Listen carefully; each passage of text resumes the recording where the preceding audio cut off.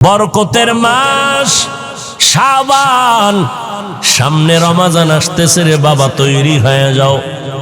এই মাসের ভেতর একটা বরকতের রাত আসতেছে, লাইলাতুন নিসফি মিন শাবান, শবে বরাত। এইটা নিয়েও কিন্তু বাতিল ফেরকারা প্রোপাগান্ডা ছড়াবে। শবে বরাত বলতে কিছু নাই। আমাদের উলামায়ে আহলে হক চ্যালেঞ্জ দিয়েছেন, শবে বরাত নাই মানি কোরআনের আয়াতের দ্বারাও প্রমাণ আছে, অসংখ্য হাদিস দ্বারাও প্রমাণ আছে। অতএব যারা বলবে শবে বরাত বলতে কিছু নাই, তারা ভণ্ড। লাইলাতুন নিসফি মিন শাবান, এই শবে বরাত সহ রমজানে আসার আগে ইবাদতের জন্য নিজের কোমর বাঁধো, মজবুত করো। রমজান আসলে যেন অজুহাত দিয়া না বলো হুজুর মাজায় ব্যথা, 8 রাকাতের বেশি পারি না। খবরদার, এখন থেকেই তৈরি হয়ে যাও। কত কষ্ট করেছিলেন ইয়াতীম নবী এ রমজানে, ইবাদতে রাত কাটিয়ে দিতেন, কি হবে উম্মত বিনে। কত কষ্ট করেছিলেন ইয়াতীম নবী এ রমজানে, ইবাদতে রাত কাটিয়ে দিতেন, কি হবে উম্মত বিনে। আমরা তো সেই নবীর উম্মত, কেমনে দাও তার সিনাতে আঘাত। মরণের ভয় নাই কি তোমার, কি হবে যে শেষের গতি। বলবো না ভোলা যায় নাকি মাহে রমজানের স্মৃতি। বলবো না ভোলা যায় নাকি মাহে রমজানের স্মৃতি। এ মাসের কত ফজিলত জানো কি মুসলিম জাতি। বলবো না ভোলা যায় নাকি মাহে রমজানের স্মৃতি। মাজা বাতা বাড়াইবেন রমজান আইলে। ও ভাই, তারাবি বেশি পড়লে কম সওয়াব বেশি না কম বলেন? যা রমজানে একটা ফরজের দাম কত? 70 গুণ বেশি। তা রমজান ভাই আমল করবেন না, কোন মাসে করবেন? যদি কেউ বলে আমি 8 রাকাত তারাবি পড়ব, এর বেশি না, তার সাথেও কোনো তর্ক নাই। তার যুক্তির সামনে আমি একটু যুক্তি পেশ করব। ভাইজান, রমজান এমন বরকতের মাস, আপনি যদি 8 রাকাতই তারাবি পড়েন কিন্তু বাকি 12 রাকাত নফলের নিয়তে পড়ে ফেলেন। আল্লাহ কয়, বান্দা তোরে আমি বানাইয়া তোর যা প্রয়োজন আমি সব অগ্রিম দেওয়ার পরেও, আমি আল্লাহ তোর প্রয়োজন মিটানোর পরেও আমি তোরে ছাড়িয়া দেই নাই। আবার রাতের গভীরে আইসা ডাকিয়া, ও বান্দা তোর কার কি সমস্যা আসেনি বল, আমি যা দিছি আরো লাগবে কিনা বল, আমি দেওয়ার জন্য রেডি। সব সময় আল্লাহ আসেন। উদউনি আস্তাজিব লাকুম, ও বান্দা তুই আমার কাছে চা, আমি তো তোর জরুরত পূরণ করে অগ্রিম দিয়া দিলাম, যা দরকার বেশি দিলাম। এরপরেও যদি লাগে চা, অতিও গভীর হয়, রজনী যখন নীরবে প্রভুর নাম জপিও তখন, প্রভুর করুণা যদি পাইবারে চাও, গভীর রাতে উঠে প্রভুর গুণগান গাও। আল্লাহ বলেন আমি প্রতিদিন এমন একটা রাত নাই, 12 মাসের এমন কোন রাত নাই যেই রাতে বান্দার প্রয়োজন মিটাবার জন্য আমি প্রথম আসমানে আসি না। গুনাহ করিয়া ফেলেছো, আলা আমি মুস্তাগফিরিন ফাগফির আলা, গুনাহ করছো ক্ষমা চা, আমি আল্লাহ তোকে পবিত্র বানায় দিব। তোর টাকা লাগবে আমার কাছে চা, তোর হায়াত দরকার আমার কাছে বল, তোর মুসিবত আসছে আমার কাছে বল, আমি ফেরেশতা দিয়ে মুসিবত থেকে হেফাজত করব। কারণ আমি আল্লাহর যত পাওয়ার আছে এই পাওয়ার আর কাউকে আমি আল্লাহ দেই নাই। আমি আল্লাহ পাক রব্বুল আলামিন তোর উপরে মোহাব্বতের নজর ফালায় রাখছি, আমি তোরে দূরে সরাই নাই। এমনকি আমি আল্লাহ তোর দিকে সব সময় কুদরতের নজর দিয়া থাকি। বান্দা তুই কখন আমারে ডাক দিবি আল্লাহ কইয়া, আমারে ডাক দেওয়ার পরে এমন একটা সময় হবে না যেই সময় যে তোর ডাক আমি শুনি না, এমন কোন সময় হবে না। তুই যখনই ডাকবি তখনই আমি হাজির। ও বান্দা তোর ডাক শোনার জন্য আমি নজর লাগায় রাখি বান্দা, কারণ আমার আলাদা কোনো ছেলে নাই, মেয়ে নাই যে আমারে ডাকবে, আমার স্ত্রী নাই যে আমার কোনো আলাদা পেরেশানি আছে, আমার কোনো পার্টনার নাই যে আমার ভাগ বসাবে আইসা। আমি আল্লাহ আসমান বানাইয়া তোর গোলামিতে লাগায় দিছি, আমার কোনো কাজ আসমান করে না। জমিনটা বানাইয়া তোর খেদমতে লাগায় দিছি, জমিন আমার কোনো কাজ করে না। সূর্যটারে বানাইয়া তোর খেদমতে লাগায় দিছি, ও সূর্য আমার আদরের বান্দার গোলামি কর, আমার বান্দার সাথে বেয়াদবি করবি না। ও নদীর মাছ, তুই যদি একটু মেজাজ গরম করো আমার দুর্বল বান্দারা তোরে ধরিয়া নিতে পারবে না। খবরদার, আমি আল্লাহ তোরে বানাইছি আমার বান্দার খেদমতের জন্য। ওরা যখন জাল ফেলবে তুই জালের মধ্যে ধরা পড়ে যা, আমার বান্দার খেদমতে বেয়াদবি যেন না হয়। ও গরু, আমার বান্দা যখন ডাকবে তুই বান্দার খেদমতে লেগে যা। আমার আল্লাহর কিছু নাই, সব আল্লাহ আমাদের জন্য দিয়ে দিলে। আল্লাহ আমাদের জন্য বাতাস দরকার ফিরি দিয়া দিলেন, আমাদের পানির দরকার ফিরি দিয়া দিলেন, সূর্যের আলো দিয়া ফিরি আলো দিলেন, আবার রাতের বেলা চাঁদের আলো দিয়া ফিরি সব দিয়া দিলেন। 1 টাকাও বিল নিলেন না। ওই সূর্যের আলো যদি বন্ধ করে দেয় এই জমিনের কোনো ফসলে কালার হবে না, ফলের মধ্যে কালার হবে না। রাতের বেলা চাঁদের আলো যদি বন্ধ করে দেই, আল্লাহ কয় জীবনে কোনো ফসলের মধ্যে ফলের মধ্যে মজা আসবে না। সূর্যের আলো দিয়া তোর কালার দেই, চাঁদের আলো দিয়া আমি ফল ফসলে মজা বাড়ায় দেই। যেই চাঁদের আলোটা আমের মধ্যে বেশি লাগবে দেখবি ওই আমটা মিষ্টি বেশি। ও বান্দা, যেই আমের মধ্যে চাঁদের আলো কম লাগবে দেখবি ওই আমটা মিষ্টি কম। সূর্যের আলো যেই আমে বেশি লাগবে দেখবি ওই আমটা বেশি কালার।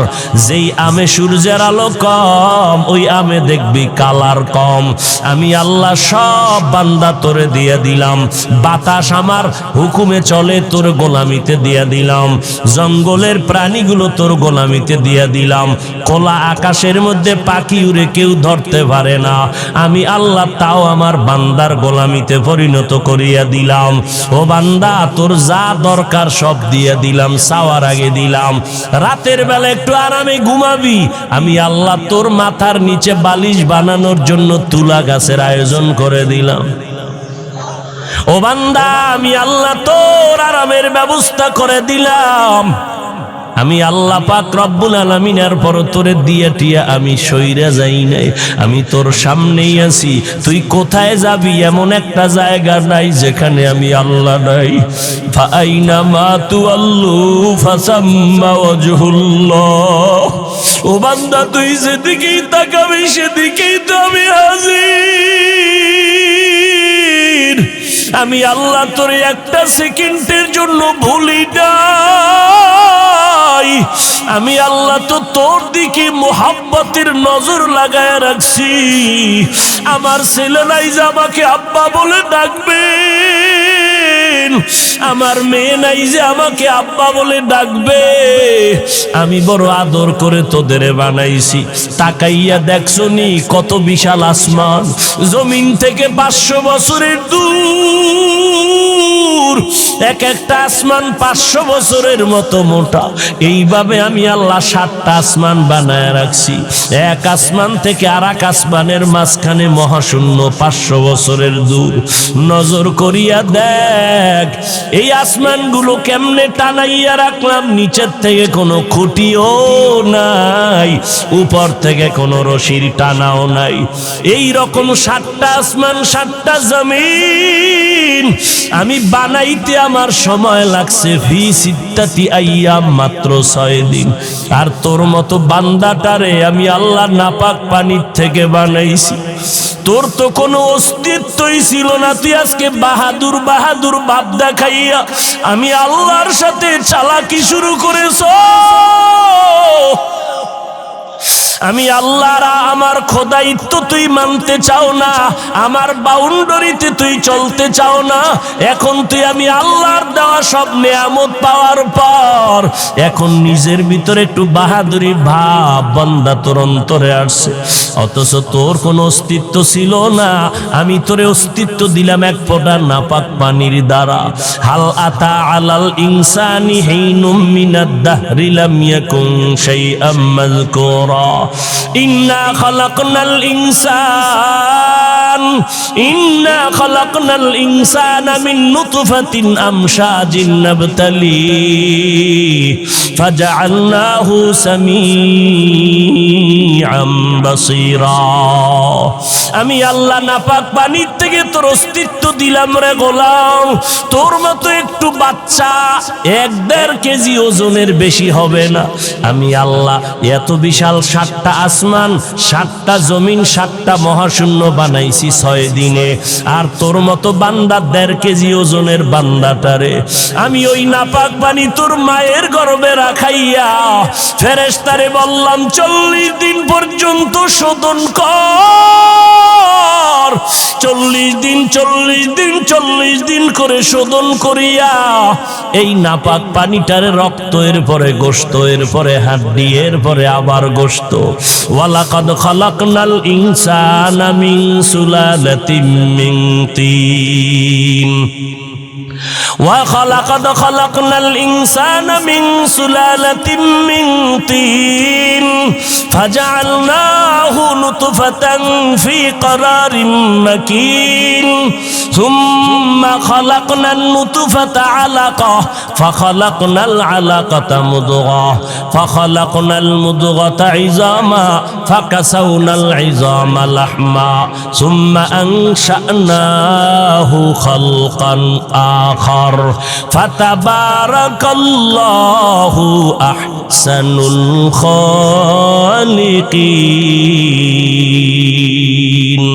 আমি আল্লাহ তোরে নাপাক পানির থেকে আস্তে আস্তে বানাইয়া আমি আল্লাহ আসমান জমিন বানাইতে সময় নিলাম 6 দিন। আর তোর মতো বান্দাটারে আমি বানাইতে সময় নিলাম 6 মাসের মতো। তোরে কত আদর করে বানাইছি, তো একটু সময় নিয়ে বানাইছি, অনেক আদর করে তোরে বানাইছি। ফেরেশতা দিয়া হাত পা বানানোর পরে তোর সুন্দর চেহারাটা আমি মাওলার কুদরতের হাত লাগায় দিছি। আমি আল্লাহ তোর চেহারাটারে এত সুন্দর করে বানাইছি, নজর করে দেখছো শীতের ভিতরে চলতেছ, সব ঠান্ডা বাতাস তোর বডির মধ্যে লাগে না। হাত মোজা পা মোজা লাগায়া চলো, পোশাক দিয়া পুরা বডি ডেকে ফেলছো, কিন্তু চেহারাটা ডাকো নাই। সব ঠান্ডা ধুলাবালু চেহারায় লাগে। কিন্তু দেখ আমি আল্লাহর কুদরত, গোসলখানায় যখন ঢুকবি, জামা কাপড় খুলিয়া যখন গোসল করবি, ওরে বান্দা তোর ফুল বডিতে সাবান না দিলে ময়লা যায় না। আর যেই চেহারা খোলা রাখছো, যত ধুলাবালু লাগলো সাবান লাগবে না। হালকা পানি দিয়ে ধুইয়া দেখ, অত্যন্ত ফুল বডির মধ্যে চেহারাটা সুন্দর। কাদের কুদরত দারি বরকামাল আন্তা রব্বি আন্তা হাসবি যুল জালাল তুহি কাদের জলিলুল্লাহ জাহাদার বহর হালে তুহি মেরা নেগাহদার। আল্লাহ তাআলা এত সুন্দর করে তোমাকে আমাকে বানাইলেন। আল্লাহ বলেন, বান্দা তুই আমার গোলামি করবি না তো কার গোলামি করবি বল। আমি আল্লাহ তোরে চলার মতো শক্তি দিলাম, কথা বলতে পারতি না শক্তি দিলাম আমি আল্লাহ। তুই যেদিন দুনিয়াতে আসছো দাঁত আসিলনি, আব্বাজান কোনোদিন দোয়া করে না আল্লাহ দাঁত দাও। আমি আল্লাহ জমায় মতো দাঁত দিলাম। আমি আল্লাহ হাঁটতে পারো না, হাঁটার শক্তি দিলাম। আমি আল্লাহ তোর খাওয়ানোর দরকার খানা দিলাম, সব দিলাম আমি। আর ইবাদত করবি আর একজন আর হয় না। অতএব আমি আল্লাহ যতক্ষণ তোর সাথে আছি গোলামি আমি আল্লাহর করবি। এই কথাটাই কালেমার প্রথম অংশে আমাদের শিক্ষা দিল, লা ইলাহা ইল্লাল্লাহ, আল্লাহ ছাড়া আর কোনো ইলাহ নাই, মাবুদ নাই, মাশুক নাই। অতএব আল্লাহ আছেন যতক্ষণ গোলামি করবি ততক্ষণ। এখন আল্লাহর গোলামি করতে গিয়া পেরেশান হয়ে গেছো। নামাজ পড়া আল্লাহর গোলামি, আল্লাহর গোলামি করতে গিয়া রোজা রাখবো, যাকাত দিব, কিন্তু নিয়ম জানি না। প্রশ্ন হয়ে গেল ইবাদত কেমনে করব? আল্লাহ কয় ডাইনে বামে দৌড় দিবি না।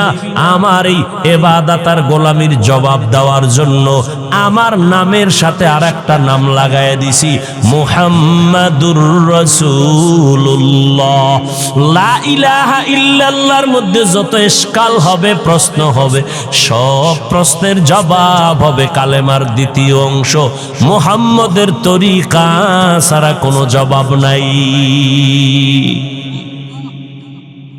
কালেমাই ভরি, কালেমায় কি চায় আমার কাছে খবর নাই। লা ইলাহা ইল্লাল্লাহ আমার কাছে চায় আজীবনের জন্য গোলামি করবি, এক সেকেন্ড ডান বাম করা যাবে না, আল্লাহর গোলামি করবি। মুহাম্মদুর রাসূলুল্লাহ শিখায়। আরে লা ইলাহা ইল্লাল্লাহ যদি কোথাও আটকাইয়া যাও প্রশ্নদুর রাসূলুল্লাহ, এর থেকে জবাব নিয়া লা ইলাহা ইল্লাল্লাহকে মজবুত করো। লা ইলাহা ইল্লাল্লাহর জিন্দেগি তৈরি করো, মুহাম্মদের রং লাগাও। আমার নবীর আদর্শের বাইরে কোনো আদর্শ মানা যাবে না, কারণ দুনিয়ার সকল আদর্শগুলো নাপাক। একমাত্র আমার মদিনার নবীর আদর্শই হলো পাক। আমার নবীর আদর্শের মতো পবিত্র কোনো আদর্শ নাই রে ভাই। সাউন্ড বাড়া। আমার নবীর আদর্শ কেমন পাক। নবী যখন মক্কা নগরীতে এসেছিলেন, মক্কার মাটি না পাক, মানুষ না পাক, চূড়ান্ত চরিত্রহীন মানুষ। আমার নবীর আদর্শ পাইয়া মক্কার চরিত্রহীন মানুষ এত দামি হয়ে গেল, আল্লাহ নিজে তাদেরকে নগদ জান্নাতের টিকিট পাঠাইয়া দিয়েছেন। জান্নাতের নগদ টিকিট পেয়ে গেলেন 10 জন সাহাবা। এর মধ্যে প্রথম সিরিয়ালের নাম কার? কথা কয় না। আবু বকরের জীবনীটা পড়ে দেখেন। জান্নাতের টিকিট পাওয়ার পর আবু বকরের হালাত পাল্টে গেল, ইবাদত বাড়ায় দিল। মায়ার নবী বলেন, আমি একদিন রাতের গভীরে হুজরা থেকে বের হয়ে শুনি নববীর মধ্যে মসজিদে কান্নার আওয়াজ। নজর লাগায় দেখি আবু বকর তাহাজ্জুদে দাঁড়ায় কাঁদতেছে। মায়ার নবী বললেন, আবু বকর আপনি কেন নামাজে কাঁদলেন? আবু বকর বলে, নবী কান্নার কারণ হলো হাসরের ময়দানের ভয়ের কথা মনে পড়েছে। আমার আল্লাহ বলেছেন, আম্মা মান খাফা মাকামা রাব্বিহি ওয়া নাহান নাফসা আনিল হাওয়া ফাইন্নাল জান্নাতা হিয়াল মাওয়া। আল্লাহর আদালতে দাঁড়াইয়া হিসাব দেওয়ার ভয় অন্তরে জমা করে যদি কেউ গুনাহ থেকে নিজেরে বাঁচাও, তোমার ঠিকানা হবে স্থায়ী শান্তির জায়গা, জান্নাতুল মাওয়া। আল্লাহর আদালত বড় ভয়ঙ্কর আদালত, ইনসাফের আদালত, কোনো জুলুম করা হবে না। আল্লাহর আদালত বড় ভয়ঙ্কর আদালত। আম্মা জান আয়েশা রাদিয়াল্লাহু আনহা বলতেছেন, একদিন তাকায় দেখি মায়ার নবী আমার হুজরায় বসে বসে কান্না করে। ও পর্দার আড়ালের আম্মা জানেরা আসেনি? হ্যাঁ, এরে আম্মা জানেরা, আপনারা নবীদের মা, সাহাবায়ে কেরামের মা, আউলিয়ায়ে কেরামের মা, হাফেজে কোরআনের মা। এরে আম্মা জান, আপনারা আয়েশা রাদিয়াল্লাহু আনহার মতো নারী, ফাতেমা রাদিয়াল্লাহু আনহার মতো নারী, খাদিজা রাদিয়াল্লাহু আনহার মতো নারী। এই জমিনে যত ভালো সন্তান আছে সব মায়ের অবদানের কারণেই আসছে রে মা। ও আম্মা জানেরা, এই জমিনে যত ভালো ভালো সন্তান সব আপনাদের কারণেই। কারণ গাছ ভালো হলে ফল ভালো হবে, মায়ের আদর্শ যদি ভালো হয় তো সন্তান ভালো হবে। ওসি সাহেবের ব্যবহার ভালো, এসপি সাহেবের ব্যবহার ভালো, ডিসি সাহেবের ব্যবহার ভালো, চেয়ারম্যান মেম্বারের ব্যবহার ভালো। খোদার কসম করে বলবো, তদন্ত করে দেখো, এই ভালোর পেছনে খুঁজে দেখবা মায়ের জীবনের অবদান। এসপি সাহেব ছুটি নিয়ে বাড়ি গেছে, আম্মা জান খানা খাওয়াইতে বসাইয়া ফাঁকে ফাঁকে কিছু বয়ান দেয়। যেদিন এসপি সাহেব অফিসে যাবে, মা ডাক দিয়া কয়, রে বাবা, আল্লাহ তোরে সম্মানের চেয়ারে বসাইছেন, আমি মা একটা দাবি করব, মানবিনি? এসপি সাহেব কয়, আম্মা মানবো বলো। মা বলে, কোন দিন মরে যাই বলা যায় না, পারলে দোয়া করিস, তবে আমার একটা দাবি, সম্মানের চেয়ারে যতদিন বসবি কোনদিন হারাম টাকা খাবি না। কে কয়? মা। আর একটা দাবি, গরিবের উপরে জুলুম করবি না। এসপি সাহেব কয়, মাগো, আমার রক্ত দিয়া হলেও তোমার এই দাবি আমি পূরণ করব। চেয়ারের মধ্যে বসার পরে যখনই দেখে টাকার বস্তা, মায়ের কথা মনে পড়ে গেছে। তাড়াতাড়ি আমার চোখের আড়াল কর, তোরাও যদি এর মধ্যে হাত দাও তোদের বিচারের কাঠগড়ায় নিব। গরিবের উপরে জুলুম করে না। মায়ের উপদেশ কলিজার আপন বানাইয়া এই জমিনের মধ্যে চেয়ারম্যানের ব্যবহার ভালো, এসপির ব্যবহার ভালো। এরে আম্মা জানেরা, আপনারা যদি একটু সতর্ক থাকেন, সন্তানগুলো আদর্শওয়ালা হয়ে যাবে। আপনার সন্তানকে ডাক্তার বানাবেন, আমি কলিজা ভরে দোয়া করি, আলহামদুলিল্লাহ। ইঞ্জিনিয়ার বানাবেন, প্রফেসর বানাবেন, কোনো বাধা নাই। কিন্তু অনুরোধ করে গেলাম, বেয়াদব যেন না হয়। আপনার সন্তানের আচরণে যেন আলেম ওলামারা কষ্ট না পায়। আপনার সন্তানের ব্যবহারে যেন এলাকার কোনো মুরব্বীরা কষ্ট না পায়। আপনার সন্তানের আচরণে যেন অন্য সন্তান নষ্ট হয়ে না যায়। এর পেছনে আপনার যথেষ্ট পরিমাণ ত্যাগ আর অবদান থাকতে হবে। সন্তানটারে আদর্শওয়ালা বানান, কোরআন শরীফটা শিখায় দেন, 5 বেলার নামাজের জন্য তালিম দেন। এরে আম্মা জান, দেখবেন আপনি মরিয়া গেল, সন্তান ডাক্তারি করবে, কোরআন পড়ে মায়ের জন্য দোয়া করবে। আপনার সন্তানের ব্যবহার দেখলে এলাকার মানুষ শুধু সন্তানের জন্য দোয়া করবে না, সন্তানের মায়ের জন্য সবাই কলিজা ভরে দোয়া করবে। ও যুবক, কয়দিন আর যৌবনের বাহাদুরি করবারে বাবা? আল্লাহর মোহাব্বত নিয়া এখনো কেন সামনে আগাও না? আমার আল্লাহকে ফাঁকি দিয়া কই যাইবা? আমার আল্লাহকে ফাঁকি দিয়া যাওয়ার কোনো রাস্তা নাই রে বাবা। রাস্তা দুইটা, একটা জান্নাতের আর একটা জাহান্নামের। জান্নাতের রাস্তা বাদ দিয়া যেদিকেই যাবা সেদিকেই দেখবা শুধু জাহান্নামের আগুন জ্বলে আর আগুন জ্বলে। কোথায় যাইতেছ রে যুবক? জাহান্নামের একটা সেকেন্ডের আযাব আর গরম সহ্য করতে পারবি নি রে বল? সূর্যের গরম সহ্য করা যায় না। দুনিয়াতে যত আগুনের গরমের থেকে 69 গুণ গরম হবে জাহান্নামের আগুনের গরম। ও নবীর উম্মতের দল, আম্মা জান আয়েশা রাদিয়াল্লাহু আনহা বলেন, নবী কাঁদতেছেন। আমি জিজ্ঞাসা করলাম, নবী হুজরায় বসে কেন কাঁদেন? আমি আয়েশা কোনো বেয়াদবি করেছি? নবী বলেন, আয়েশা কেন বেয়াদবি করবেন? আম্মা জান আয়েশা বলে, নবী আমার বয়স তো অনেক কম, 6 বছর বয়সে আপনার সাথে আমার বিয়ার বন্ধন হলো। আমি আয়েশার 9 বছর বয়সে আপনার ঘরে আসছি। ও পর্দার আড়ালের আম্মা জানেরা, আম্মা জান আয়েশা রাদিয়াল্লাহু আনহার 6 বছর বয়সে নবীর সাথে বিবাহের বন্ধন হলো। 9 বছর যখন বয়স, তখন আম্মা জান নবীর ঘরের মধ্যে আসলেন। আম্মা জানের বয়স যখন 18 হয়ে গেল, আমার নবী দুনিয়ার থেকে বিদায় নিয়ে চলে গেলেন। এবার হিসাবটা বুঝলে বলেন, আমার আম্মা জান নবীর ঘর করলেন কত বছর? খুশ নাই, হুশ নাই। কয় বছর? 6 বছর বয়সে নবীর সাথে বিবাহ, 9 বছর বয়সে নবীর ঘরে গেলেন, 18 বছর বয়সে নবী দুনিয়ার থেকে চলে গেলেন। নবীর ঘর করলেন মাত্র 9 বছর।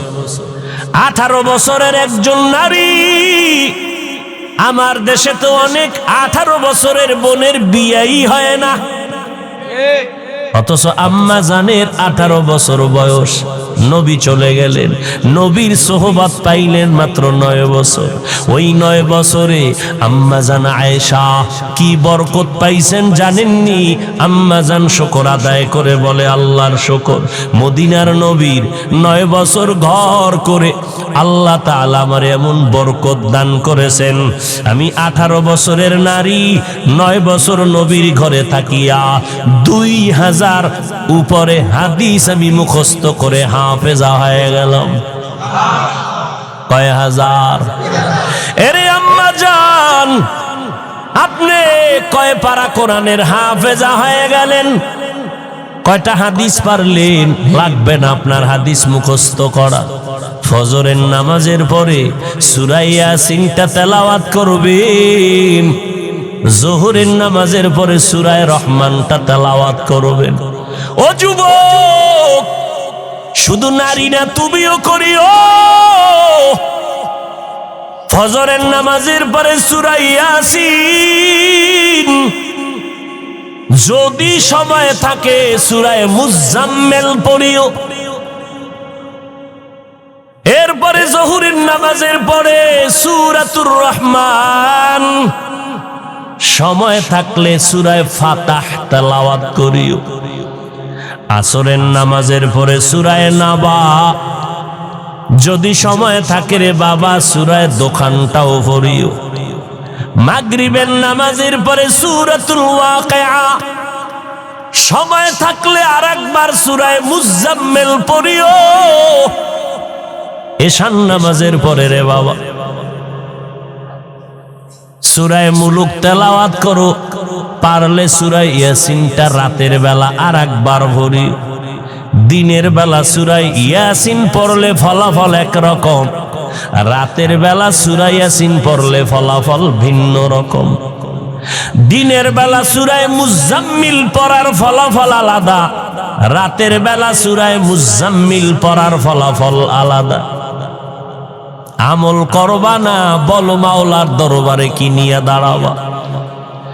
আলেম আলেম ভাব, কিসের ভাব দেখাইতেছ রে ভাই? সাহাবায়ে কেরামদের থেকে বড় ইলমওয়ালা তো কেউ হতে পারবে না, সাহাবায়ে কেরামদের মতো বড় আমলওয়ালা কেউ হতে পারবে না, সাহাবায়ে কেরামদের মতো তাকওয়াওয়ালা কেউ হতে পারবে না। এত ইলম, এত আমল, এত তাকওয়ার পরেও তারা ইবাদতে কমতি করেন নাই। আবু বকর নামাজে দাঁড়াইয়া কাঁদতেছেন। ও আবু বকর, জান্নাতের টিকিট দিছেন, আবার কেন কান্না করেন? আবু বকর বলে, নবী, যে আল্লাহ দয়া করে টিকিট দিয়েছেন, ওই আল্লাহ যদি টিকিট ক্যান্সেল করে দেয় আমি জাহান্নামে যেতে হবে। কারণ আপনি বয়ান করে বলেছেন কিয়ামতের ভয়ঙ্কর হালাত এত কঠিন, নারী আর পুরুষ সবাই হাসরের মাঠে উঠবে উলঙ্গ, কেউ কারো দিকে তাকানোর সময় পাবে না, সূর্যের গরম, অপর দিকে জাহান্নামের আওয়াজ, আমার আল্লাহ তাআলার রাগান্বিত আওয়াজ। নবী বলেন এমন কঠিন হবে। আম্মা জান আয়েশা বলে, নবী কাঁদেন কেন? বলে হাসরের ময়দানের ভয়।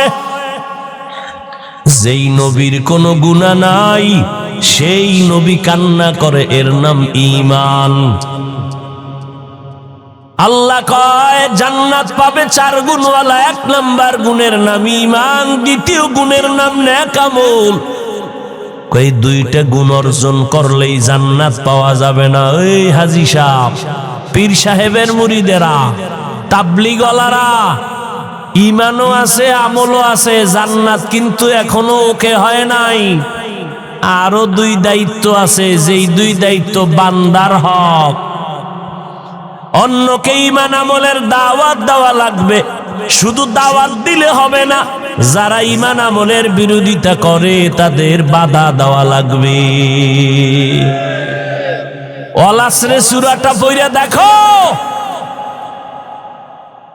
বাহাদুরি করো পাগড়ির, কোন বাহাদুরিতে কাজ হবে না রে বাবা। কত পাগড়িওয়ালা, কত বুজুর্গ অন্যকে দাওয়াত না দেওয়ার কারণে জাহান্নামে যাবে। এখন অন্যকে দাওয়াত দিবেন, অন্য বলতে কে? বলে অন্য বলতে প্রথম সিরিয়ালে হলো আপনার আহাল, সন্তান, স্ত্রী, এরপরে যদি সময় থাকে প্রতিবেশী, এরপরে যদি সময় থাকে আপনার উম্মত। নিজের চিন্তা নাই, মাইয়া ফলার চিন্তা নাই, উম্মত লয়ে মরে, আর একজনের মাইয়া ফলা লয়ে মরে। অমুকের ছেলে নামাজ পড়ে না, নিজের দাড়ি নেই, টুপি নেই, খবর নাই, ইমাম সাহেবের ভাগিরি নিয়ে মরে। ইয়া আইয়ুহাল্লাযীনা আমানু কু আনফুসাকুম ওয়া আহলিকুম নারা ওয়াকুদুহান নাসু ওয়াল হিজারা আলাইহা মালাইকাতুন গিলাযুন শিদাদুন লা ইয়াসুনাল্লাহা মা আমারাহুম ওয়া ইয়াফআলুনা মা ইউমারুন।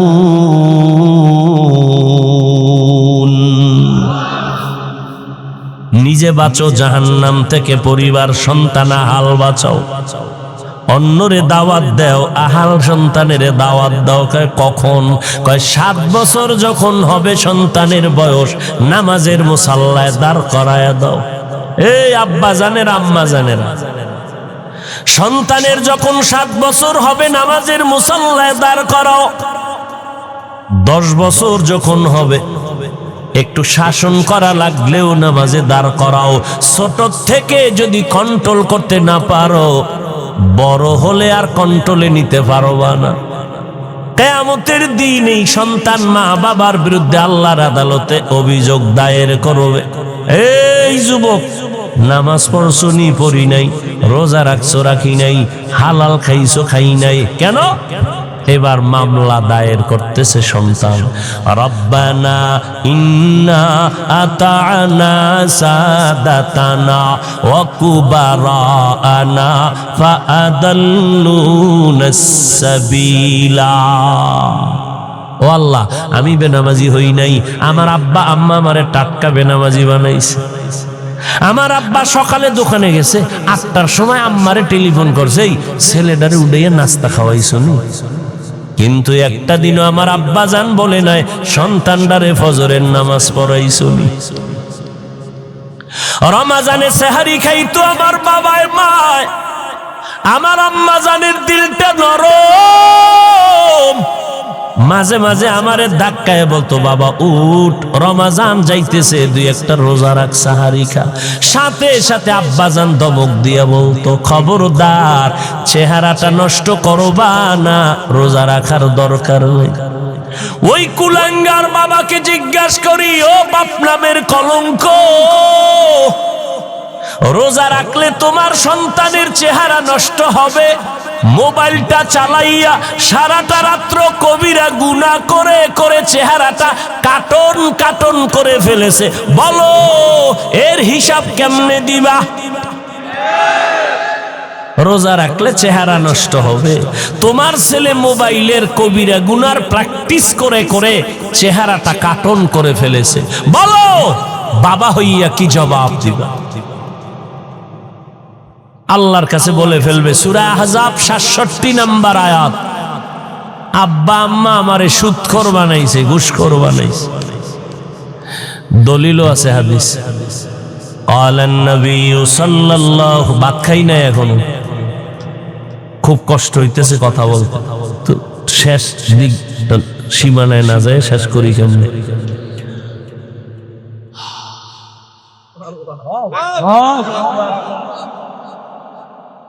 এবার দলিল কি? ক্বালান নবী সাল্লাল্লাহু আলাইহি ওয়া আলিহি ওয়াসাল্লাম, মা মিন মাউলুদিন ইল্লা ইউলাদু আলাল ফিতরাহ ফাআবাওয়াহু হাউবিদানিহি আও ইউনাসসিরানিহি আও ইউমাজ্জিসানিহি ইলা আখিরিল হাদিস। ভাইরা আমার, পাগলের মতো দৌড়াইতেছি, একটা বিশাল বড় রাজনীতির দল করব, কয়েক বছরের মধ্যে আমি দেশ চালানের সরকার হব, তাই না? আমি সরকার হব, এই জন্য চিল্লাইতেছি না, আন্দাজে ঠিক। পায়ে ধরে ধরে ধরে ধরে সারা দেশের মানুষকে বুঝাই, ও যুবক, কেন এত বৈপরীত্য ভাব, কেন এত দূরত্ব রে বাবা? তোমার আমার কালেমা এক, কোরআন এক, আল্লাহ এক, নবী এক, কাবা এক, ধর্ম এক। পাঁচকল্লি টুপি মাথায় দিয়ে তো কোনোদিন বললাম না, পাঁচকল্লি যারা মাথায় দিবে না তোমাদের গুনাহ হবে। কওমি মাদ্রাসায় লেখাপড়া করেছি, কোনোদিন তো আলিয়ার বিরুদ্ধে বললাম না, স্কুল কলেজের বিরুদ্ধে বলি নাই, এমনকি বলি নাই কওমিতে না পড়লে গুনাহ হবে। আল্লাহওয়ালার কাছে যাই, পীরের কাছে যাই, তাবলিগে যাই, কোনোদিন তো বলি নাই আল্লাহওয়ালার কাছে না গেলে গুনাহ হবে, তাবলিগ না করলে গুনাহ হবে। এই এত কষ্ট করি, খানা নাই, ঘুম নাই, দিন নাই, রাত নাই, এত কষ্ট করি বাবা, একমাত্র দুইটা স্লোগান সবার কলিজার মধ্যে ঢুকাইতে চাই, দুইটা স্লোগান। ও জাতি, জমিনে যতদিন বেঁচে থাকবা গোলামি করবা আমার আল্লাহর, দুনিয়াতে যতদিন বেঁচে থাকবা আদর্শ মানবা মদিনাওয়ালা নবী।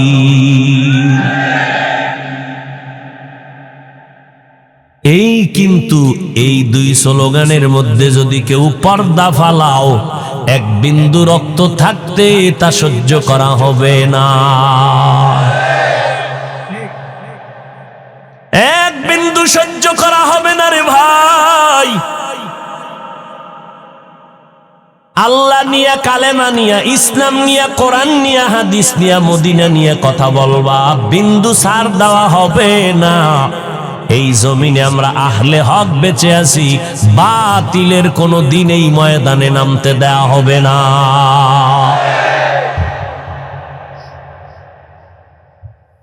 যতই চালাকি করো সাবধান। অনুরোধ করে বলছি রে যুবক, আমি তো কোনো দল করি না যে তুমি আমার উপর একটা ছুরি মারো বা একটা আঙ্গুলের টার্গেট করো, বা যে উনি বোধহয় দল করার জন্য, নিজের দল গুছানোর জন্য স্লোগান দেয়। আমি আহলে হকদের যত নাম নেই সবার নাম নেওয়ার চেষ্টা করি, একচেটিয়া কিছু বলি না, দিল থেকে সবাইকে মোহাব্বত করার তাগিদেই কথা বলি। কিন্তু খবরদার, আমার বিরোধিতা যত করো, বিন্দু থেকে বিন্দু কোনো জবাব নাই, আফসোস নাই। তবে আল্লাহ নিয়া, ইসলাম নিয়া, কোরআন হাদিস নিয়া, নবী নিয়া কথা বললে এই বিষয়ে জবানকে বন্ধ রাখা যাবে না। কারণ আমরা বাতিলের গোলাম না, আমরা বানরের বংশধর না, আমরা আদমের বংশধর।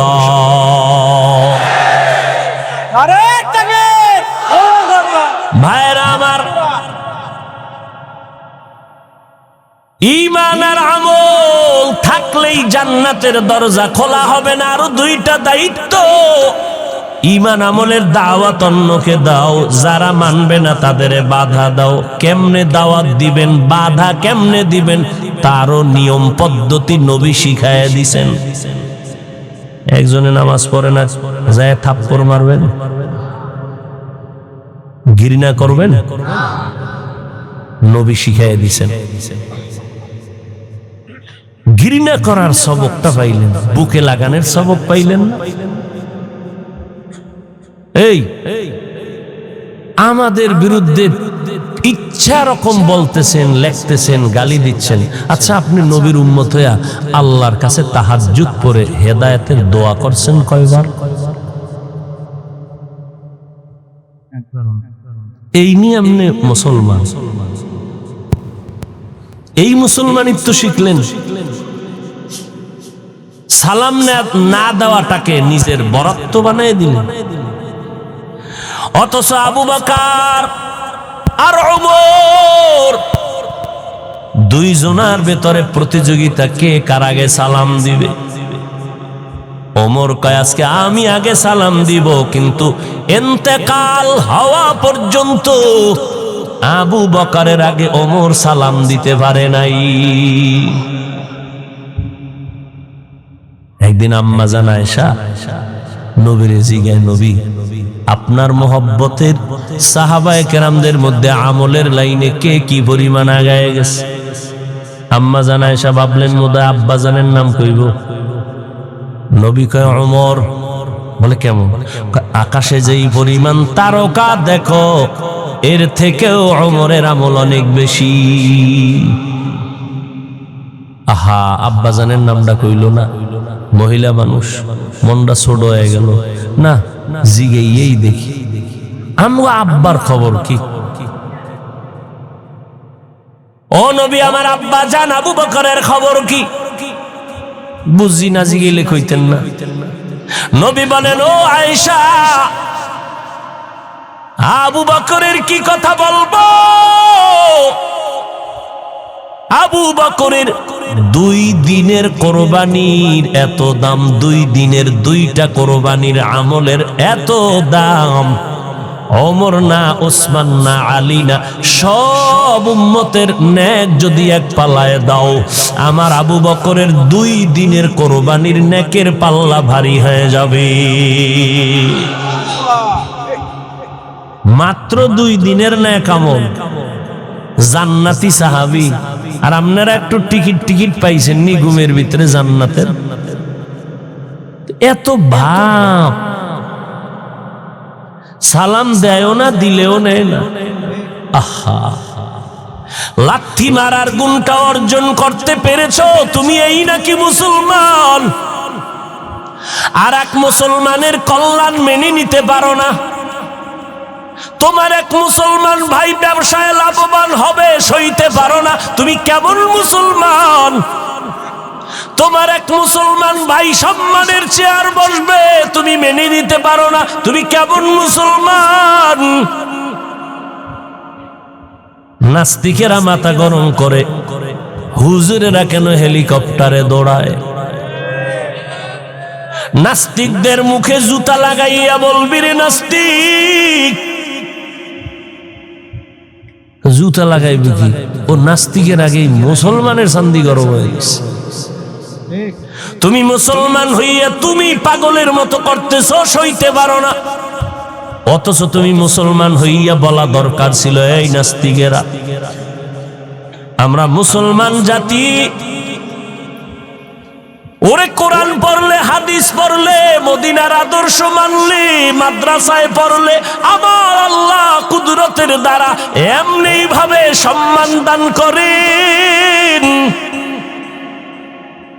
হুজুরে বাবার টাকা দিয়া কপ্টারে দৌড়ায় না, আমার মাওলা মাদ্রাসায় পড়ার কারণে, কোরআন পড়ার কারণে, সুন্নত মানার কারণে আমার আল্লাহ এইভাবেই ওলামাদেরকে সম্মান দান করে।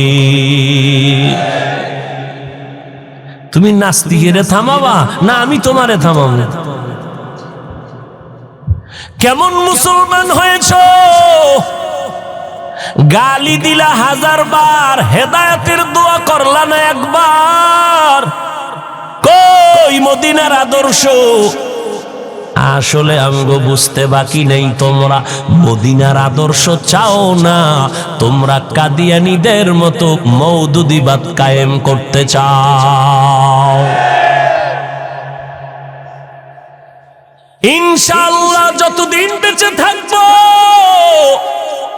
এই সোনার বাংলার জমিনে আহলে হকরা যতদিন আছেন, ইনশাআল্লাহ আমাদের সন্তানেরা থাকবে। হাটহাজারীর হুজুর, হাফিজি হুজুর, পীরজি হুজুর রাহমাতুল্লাহ আলাই, ও বাবা, সমস্ত উলামায়ে কেরামরা আজীবন বাতিলের বিরুদ্ধে কথা বলেছেন। আমরা তাদের সন্তান, আমরাও বলছি, আমাদের সন্তানেরাও বলবে, জীবন যাবে বাতিলের সামনে কোনো আপোষ করা হবে না।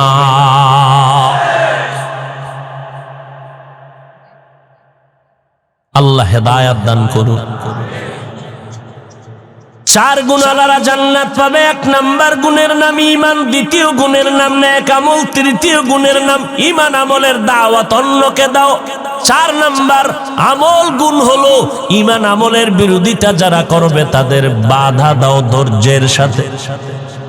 এরে নবীর উম্মতের দল, ঈমান আমল আপনার থাকলে আপনি আমল করেন, ঈমানও আছে, জান্নাত এখনো রেডি না, অন্যদের দাওয়াত দিতে হবে। দাওয়াত দিয়েও শেষ করা যাবে না। আপনার ঘরের মধ্যে যদি গান বাজে বন্ধ করতে হবে। আপনার সন্তান যদি নামাজ না পড়ে নামাজ পড়াইতে হবে, বিরোধিতা করলে বাধা দিয়া ফিরাইতে হবে। ও আল্লাহর বান্দারা, ও পর্দার আড়ালের আম্মা জানেরা, ও কলিজার যুবক ভাইয়েরা আমার, কয়দিন আর ডাক্তার আমি রোগী, কিন্তু এই বাহাদারি কতক্ষণ চলবে? সাদা কাপনে প্যাকেট হওয়া পর্যন্ত। যেদিন সাদা কাপনের প্যাকেট হয়ে যাব, ওই দিন কাফনের উপরে লেখা থাকবে না বক্তা সাহেবের লাশ, ইমাম সাহেবের লাশ, এইটা মুক্তাদির লাশ। একাকার হয়ে যাবে লাশ। জানাজা পড়াইয়া কবরের মধ্যে নিয়ে রাখবে। আমার গায়ের জামা গেঞ্জি গুলো আমার আপনজনেরা বেলেট দিয়া কেটে রাখবে। ও নবীর উম্মতের দল, জাহান্নামের আযাবের ভয়ে যদি আমার নবী নিজে কান্না করতে পারেন, আবু বকর যদি কান্না করে নামাজে দাঁড়াইয়া, ওমর কান্না করতে পারেন, আপনার আমার কি পরিমাণ কান্না করা দরকার? কপাল বড় খারাপ, গুনার কারণে হাত না পাক, চোখ না পাক, জিহ্বা না পাক, অন্তর না পাক, চোখে পানি নেই, পানি নাই, পানি আনার চেষ্টাও করি না। নবী বলেন কান্না করো, যদি কান্না না আসে বাহানা করো, তাতেও সওয়াব। চোখের পানির এত দাম, আল্লাহর দরবারে 1 ফোঁটা চোখের পানি ছেড়ে দিলে আল্লাহ বলে জিন্দেগি যত অন্যায় করেছে 1 ফোঁটা চোখের পানির বদৌলতে মাফ করে দিব। নবী বলেন গাভীর ওলান থেকে দুধ বের করে ভেতরে যেমন ঢুকানো সম্ভব না, কান্নাওয়ালা বান্দাকেও জাহান্নামে ঢুকানো আর সম্ভব হবে না।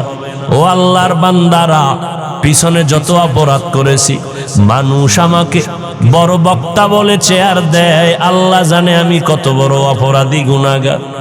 একটু যদি চোখ দুইটা বন্ধ করে চিন্তা করে সবাই, সাহাবায়ে কেরামদের এত সুন্দর আমল, এরপরেও যদি জীবন ভর কান্না করতে পারেন, আমাদের উপায় কি হবে? আমি তো কোনো মানুষের কাতারে নাই। যদি এই অবস্থায় তওবা না করে কবরে যাই, ওই কবর আপনার আমার জন্য জাহান্নামের গর্ত হয়ে যাবে। ও আল্লাহর বান্দা, এই কবরে কে পীর, কে মুরিদ, কে বক্তা, কে শ্রোতা, কোনো ভেদাভেদ হবে না। সবার বেলায় তিনটা প্রশ্ন করা হবে। ও আল্লাহর বান্দারা, জবাব যারা দিতে পারবে তারা জান্নাত পাবে, যারা পারবে না জাহান্নামের আগুনে গ্রেফতার হয়ে যাবে।